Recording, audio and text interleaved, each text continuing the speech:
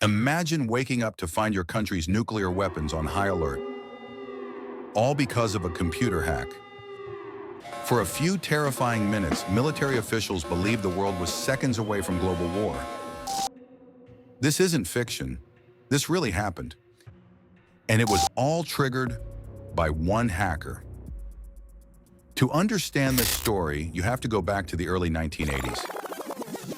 The Cold War wasn't just fought with spies and tanks, it was fought with computers.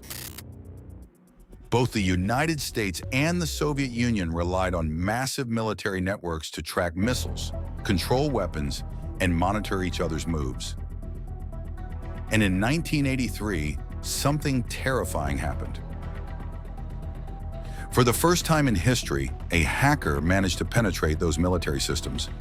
Names like Kevin Poulsen, Gary McKinnon, and Kevin Mitnick became infamous in hacking history. But in the early 1980s, the spotlight turned towards something far darker.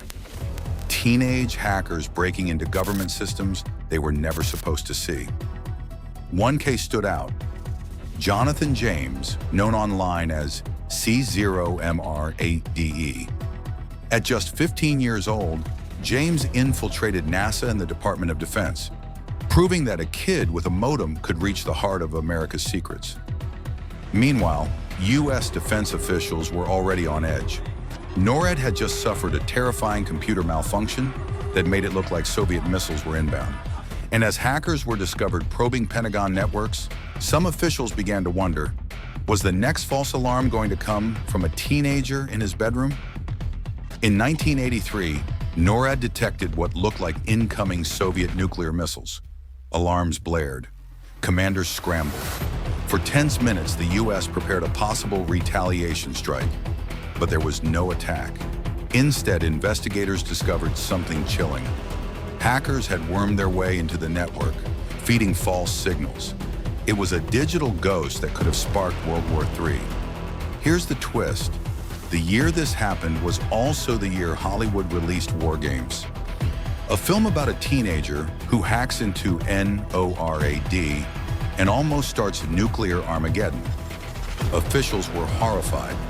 What the movie imagined had already come dangerously close to reality. In fact, the incident triggered a congressional hearing, with defense leaders admitting America's most sensitive systems were shockingly vulnerable. The Pentagon confirmed it wasn't the Soviets, it was teenagers. Curious kids armed with nothing but dial-up modems, slipping into systems meant to safeguard the world. One hacker admitted he thought he was just playing a game, hopping through military networks for fun. But his game nearly triggered a nuclear response. From that moment, Washington declared hackers a national security threat. The FBI launched massive crackdowns. Entire laws were rewritten, and the world learned that a single line of code could be as dangerous as a missile. Some believe the government never told the full story. Were the hackers really just kids? Or was the U.S. covering up a deeper breach? A Soviet cyber attack masked as teenage mischief? Declassified documents hint at military officials scrambling to maintain public confidence.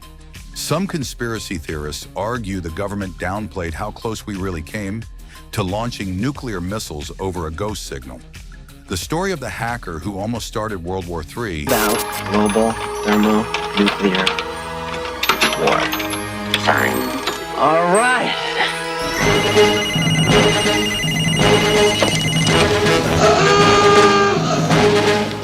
What the hell? They're trajectory headings for multiple impact re-entry vehicles. What does that mean? I don't know, but it's great. reminds us of one chilling truth.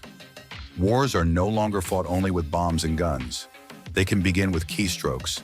A teenager with a modem once came closer than anyone should to ending the world.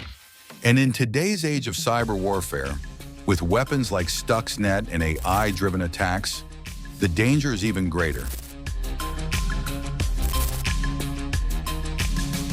If this story left you unsettled or curious, hit like, subscribe, and share this video. Because here at Ghosts in the Machine, we bring you the legends, myths, and terrifying truths hiding inside the world of cyber and digital warfare. After all, Sometimes the scariest battles aren't fought on the battlefield, they're fought in the shadows of the machine.